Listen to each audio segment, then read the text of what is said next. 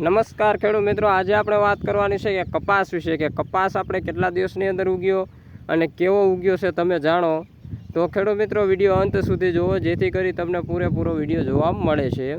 તો ખેડૂત મિત્રો પહેલાં વાત કરીએ કે આ કપાસ છે આપણે અગાઉ પહેલાં બિયારણ મૂકેલું છે, તમે જોઈ શકો છો આપણી ચેનલની અંદર મૂકેલું જ છે.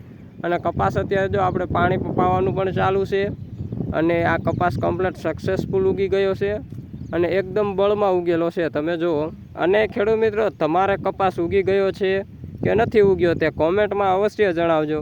અને ખેડૂત મિત્રો તમે કયું બિયારણ વાવેલું છે તે પણ કોમેન્ટમાં અવશ્ય જણાવજો.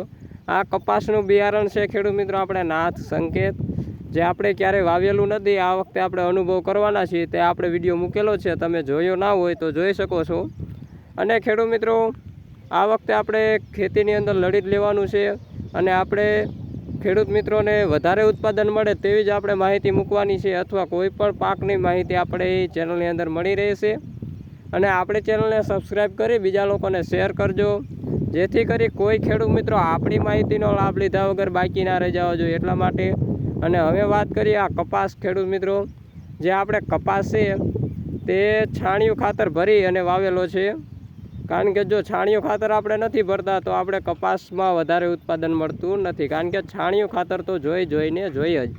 આપણે જો અત્યારે પાણી પણ ચાલે છે અને કપાસ પણ ઉગી ગયો છે, તમે જુઓ. અને હવે ખેડૂત મિત્રો વાત કરીએ કે આના ઉગવાના કેટલા દિવસ થયા છે. તો ખેડૂત મિત્રો 3 દિવસ અને 3 રાત, ચોથા દિવસે આપણે કપાસ કમ્પ્લીટ ઉગી ગયો હતો.